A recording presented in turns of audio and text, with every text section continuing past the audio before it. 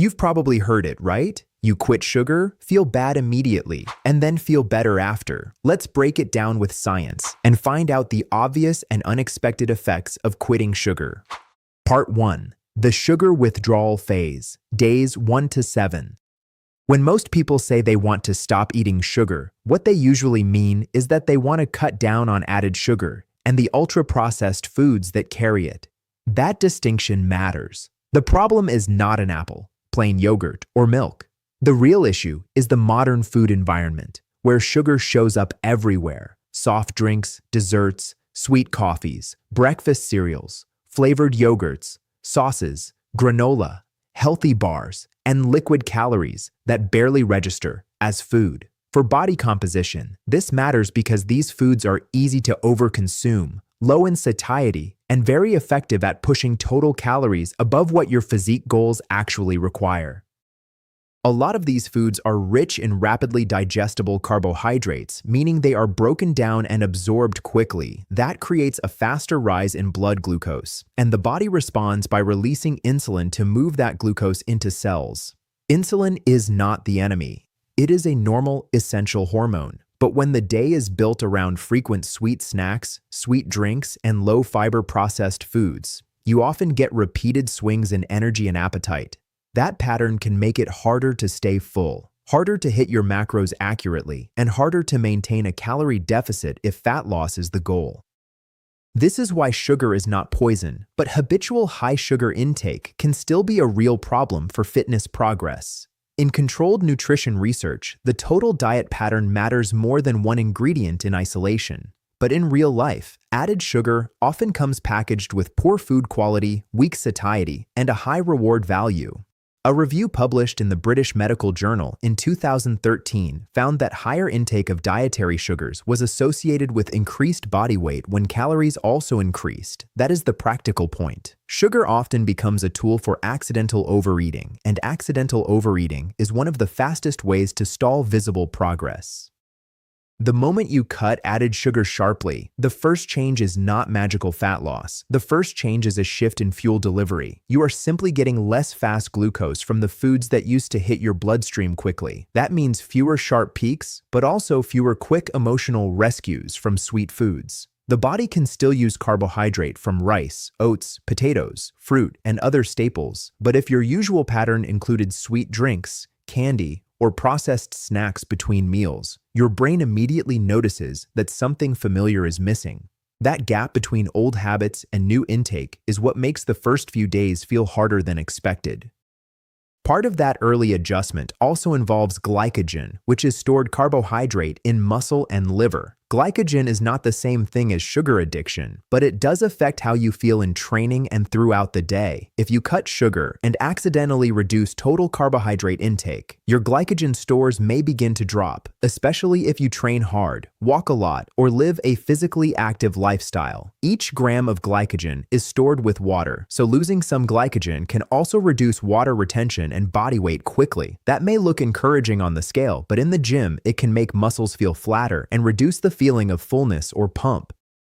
This is where many people make their first mistake. They think they are removing sugar, but what they actually do is remove easy calories without replacing them with structured meals. Then they feel weak, hungry, and mentally flat, and they assume the body somehow needs candy to function. It does not. What it needs is enough energy, enough protein, and enough high-quality carbohydrate to support your goals. If your normal routine included a sweet coffee and a pastry in the morning, and now you replace that with almost nothing, the problem is not sugar withdrawal. The problem is that your nutrition plan suddenly became underpowered. Cravings increase in the first days for a reason, and it is not only because of hunger. There is a big difference between physical hunger and reward-driven eating. Physical hunger builds gradually and can be satisfied by many foods. Reward-driven eating is specific. It says you do not just want calories, you want something sweet, easy, and instantly satisfying. That pattern is strongly tied to the brain's reward system. Dopamine is often oversimplified online, but the useful practical idea is that highly palatable foods can reinforce behavior very effectively. When sweetness is combined with fat, low chewing effort, and fast absorption, the urge to repeat that eating pattern becomes stronger. That is why someone can finish a full meal and still want dessert. The body may already have enough energy, but the brain still expects the reward. Research over the past decade has shown that highly processed food combinations can drive eating behavior in ways that go beyond simple hunger alone. If you keep interpreting reward-driven urges as real physiological need, you end up eating far more than your goal requires. Learning to identify this difference is one of the most useful nutrition skills you can develop, whether you are cutting, maintaining, or trying to lean bulk intelligently. During days 1 through 7, it is common to feel tired, flat, irritable, or mentally foggy. Some people report headaches, low mood, and a strange drop in motivation. That does not mean sugar was some essential performance supplement. In many cases, you are feeling the collision of several things at once: breaking a behavior loop, reducing rapid blood glucose fluctuations, changing meal timing, and sometimes undereating without realizing it. Poor hydration makes this worse. So does low sodium intake, bad sleep, and trying to diet too aggressively. If you suddenly slash sugar, calories, and carbs all at once while also training hard, you have created the perfect setup for feeling terrible. When those fast insulin spikes disappear, the change is not only psychological, there can be a real short-term drop in performance feel because the rate of fuel delivery changes. Fast sugary foods raise blood glucose quickly, while slower carbohydrate sources release glucose into the bloodstream more gradually. Even if total carbs are similar, the body no longer gets that rapid surge of available energy. On top of that, many people accidentally reduce overall carbohydrate intake when cutting sugar, which can lower muscle glycogen within several days. Since glycogen is one of the main fuels for hard training, that drop can make lifts feel heavier and explosive effort feel weaker.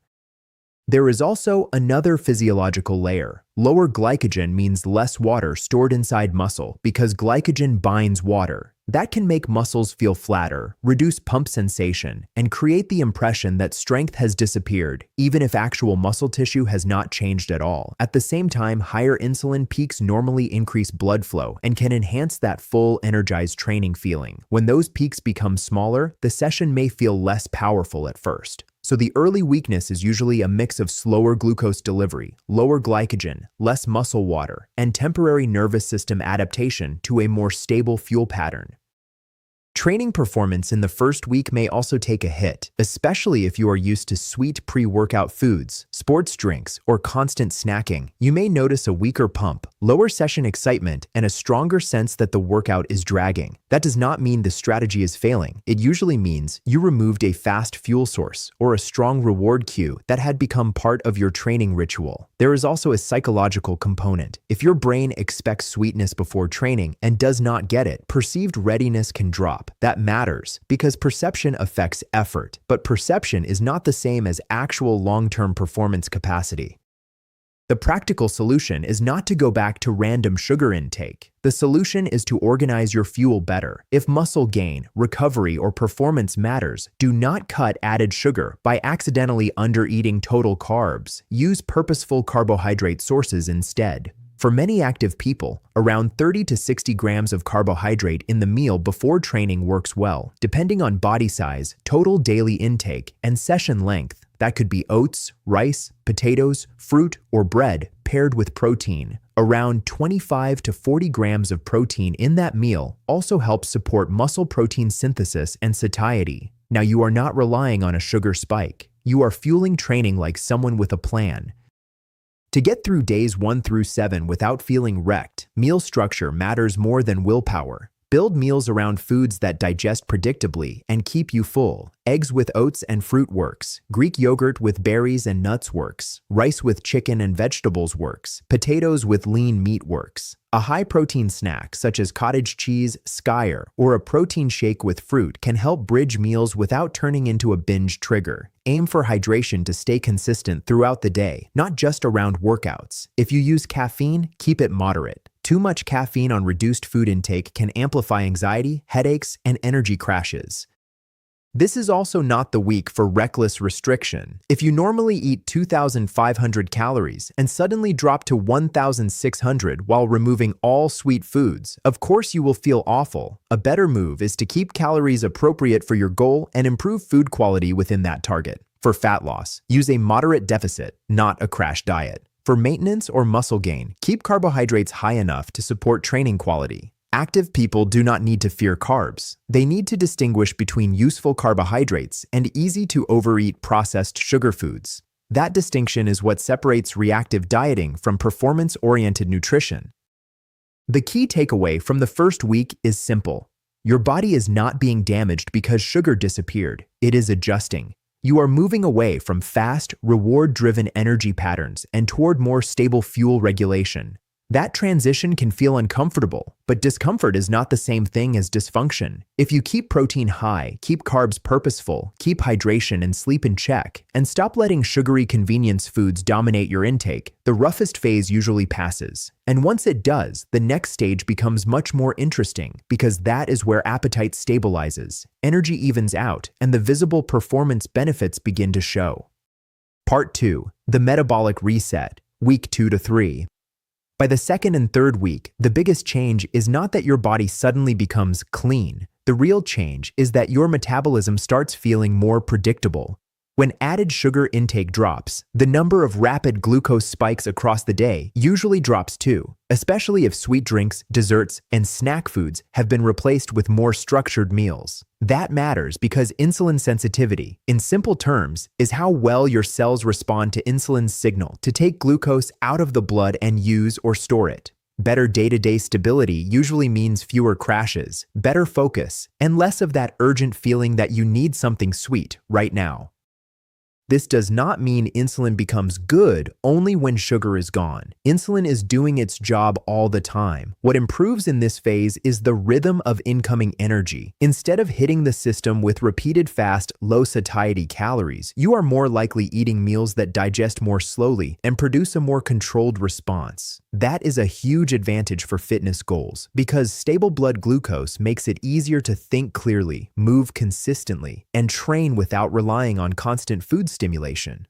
For a beginner, that means fewer random energy slumps. For an experienced lifter, it means better control over meal timing, appetite, and training readiness across the whole week.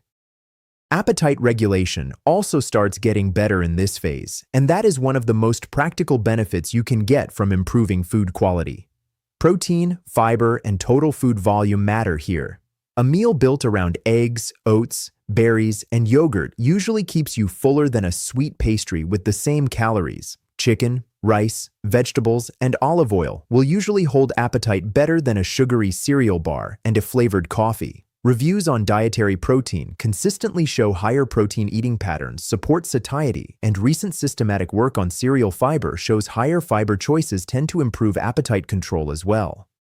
Once appetite becomes easier to manage, your nutrition stops feeling like a fight. This is where physique progress gets real. In fat loss, the challenge is rarely understanding that a calorie deficit works. The challenge is staying in that deficit long enough to see visible results. Better satiety makes that possible. If you are aiming for recomposition, meaning losing fat while maintaining or slowly gaining muscle, appetite control becomes even more valuable because it helps you stay near your calorie target instead of swinging between undereating and overeating. In practice, someone hitting around 1.6 to 2.2 grams of protein per kilogram of body weight per day often finds it much easier to stay on plan than someone trying to eat clean without enough protein.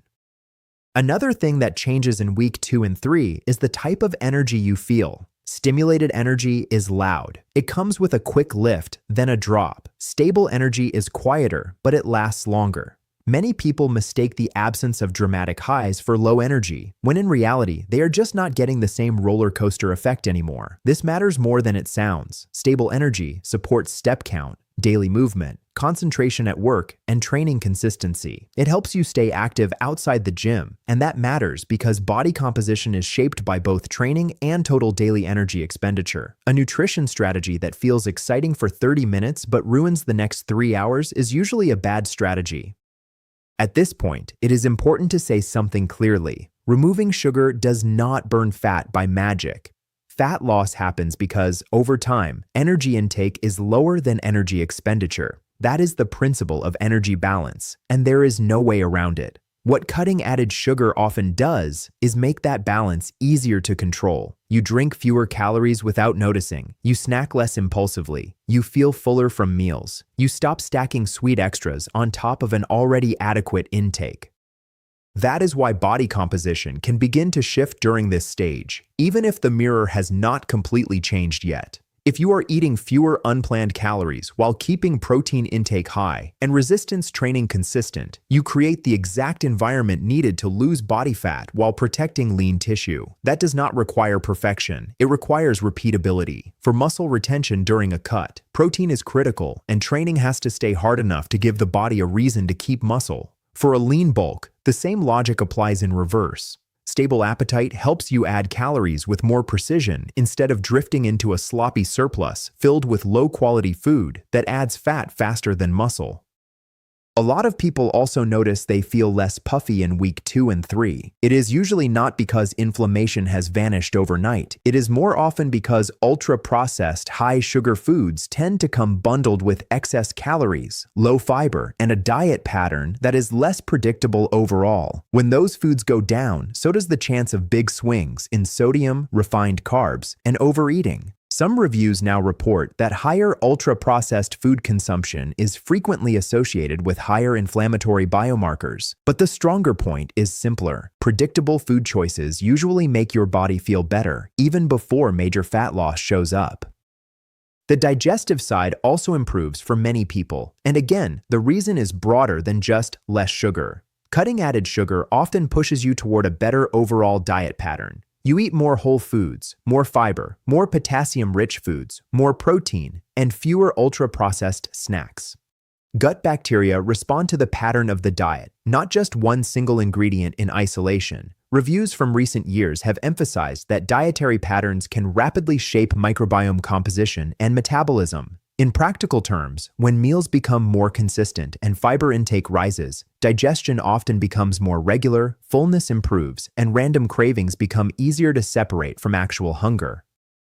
Training also starts feeling better again during this phase, and this is where many people realize the first week was just an adjustment period, not a sign that the plan was wrong. When appetite is steadier and meals are built better, sessions usually become more predictable. You get fewer mid-workout energy dips, less chaos around pre- and post-workout eating, and better adherence to macros. But there is a coaching nuance here that matters a lot. Performance improves best when reducing added sugar is paired with enough total carbohydrate, smart carb placement, and real recovery. If you are training hard 4 to 6 times per week, you still need glycogen support. Replacing sugary snacks with rice, oats, potatoes, fruit, and bread is not a downgrade. It is an upgrade in control.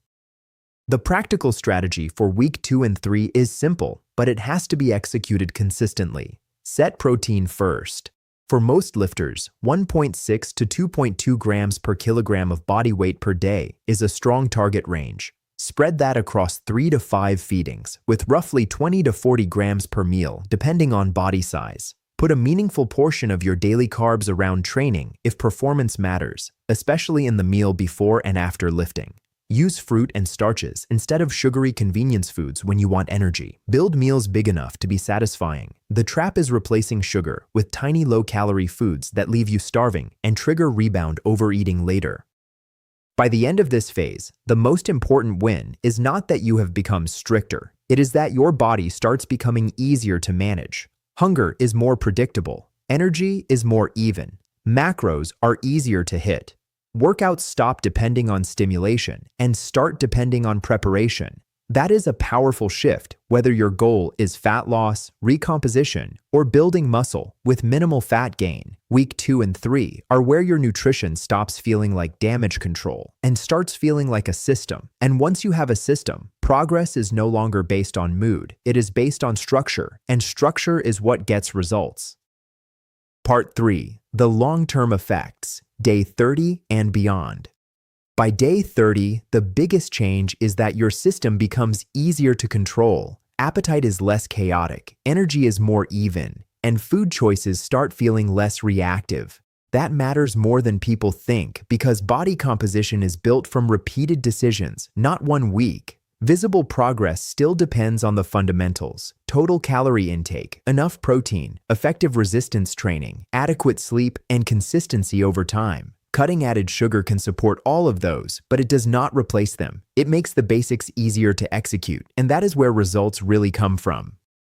One of the most useful long-term effects is that your relationship with food often becomes less reactive. When highly sweet foods stop dominating your daily intake, your palate can begin to recalibrate. Foods that once felt ordinary may start tasting much sweeter, and that shifts behavior in a powerful way. You stop needing the constant reward hit to feel satisfied after every meal. Research on sweet preference is mixed on how much taste liking itself changes, but repeated exposure and food environment clearly influence what you choose and how much added sugar ends up in the diet. For fitness goals, that matters because a less chaotic food environment means fewer decisions made on impulse. That calmer relationship with food makes dieting much more sustainable. A fat loss phase usually fails because the food environment keeps pulling you off the plan. If sweets, drinks, sauces, and snack foods are constantly driving cravings, adherence becomes fragile. Once those foods stop running the show, you gain something far more valuable than motivation: predictability. You can plan meals, train, recover, and repeat without negotiating with cravings every few hours.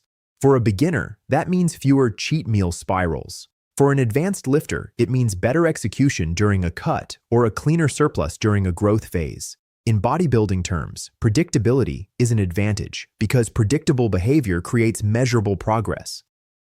Another major win by this stage is better control of calories and macros. Sugary foods are often easy to overeat because they pack calories into a small volume and do not always create strong fullness.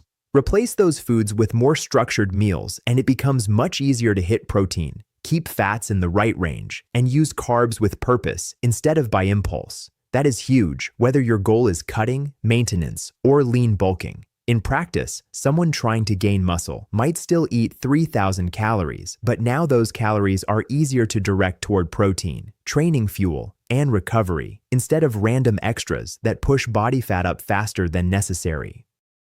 This is where body composition starts to reflect the new behavior pattern, not because sugar had magical fat-storing powers, but because reducing high-sugar, low-satiety foods often lowers unplanned calorie intake. Over time, that supports body fat reduction if training and protein intake stay in place.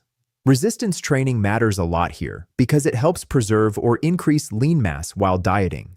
Recent reviews and meta-analyses continue to show that resistance training improves the quality of weight loss by helping reduce fat mass while protecting fat-free mass. That is exactly what you want if your goal is to look better, not just weigh less. A smaller number on the scale is not the target. A better ratio of muscle to fat is. There is also a health angle that goes beyond the mirror, and that is visceral fat. Visceral fat is the fat stored deeper in the abdomen around internal organs. You cannot judge it perfectly just by looking in the mirror, but it matters because higher amounts are linked with worse metabolic health. The good news is that the same habits that improve physique usually help here too. Better calorie control, regular training, and a diet pattern built around higher quality foods. Recent data suggest both strength and endurance training can help reduce visceral fat volume over time, especially when paired with dietary control. So when you make this change, you are not only chasing abs, you are improving the internal environment your body operates in. Insulin sensitivity also deserves a more mature explanation at this stage. It is not just about whether sugar is present or absent. It is about how responsive your body is to insulin over time, and that depends on a much bigger picture: body composition, muscle mass, physical activity, sleep, and overall diet pattern. Muscle tissue is one of your best allies here because active muscle is a major site of glucose disposal. Regular exercise improves insulin sensitivity even without massive weight loss, and that is one reason trained people usually handle carbohydrates better than sedentary people. So stopping added sugar can help, but the deeper win comes when that change supports more movement, better body composition, and more consistent training. Some people also notice smaller but very practical quality of life changes. Fewer sugar-driven snacking episodes can help dental health because frequent exposure of the teeth to free sugars is a major risk factor for cavities. The World Health Organization continues to recommend keeping free sugars below 10% of total energy intake, with further reduction toward 5% offering more protection against dental caries. Skin can improve too. Better hydration, better overall diet quality, and lower glycemic load may help some people, especially those prone to acne, but it is not a guaranteed cosmetic miracle. The The point is that better nutrition often shows up in small daily ways you can actually feel. For muscle growth, glycogen restoration, recovery, and performance, carbohydrates still matter a lot. If you train hard 4, 5, or 6 days per week, carbs are one of the main tools that support training quality. The goal is not to become carb-phobic. The goal is to distinguish between added sugar used mindlessly, whole food carbohydrate sources used intelligently, and strategic fast carbs used when performance truly demands them. Fruit, oats, rice, potatoes, pasta, bread, and other staple carb sources can all fit extremely well into a physique-focused diet.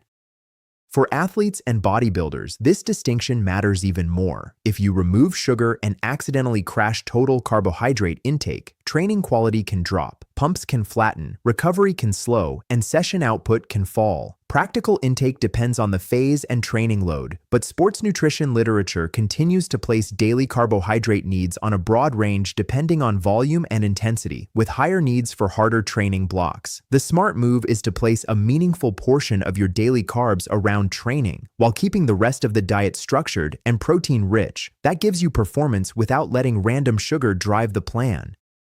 To make this sustainable, think less in absolutes and more in systems. Some people do well with a strict rule for a period of time, especially if they tend to lose control around sweet foods. Others do better with a flexible model where roughly 80 to 90% of intake comes from structured whole food meals, and the remaining 10 to 20% is planned. Either can work if it supports adherence. The key is to keep higher protein staples available, build repeatable meals, use fruit when you want sweetness, and match carb intake to training demands. Sustainability is not about having perfect discipline forever. It is about building a setup that still works when motivation is average.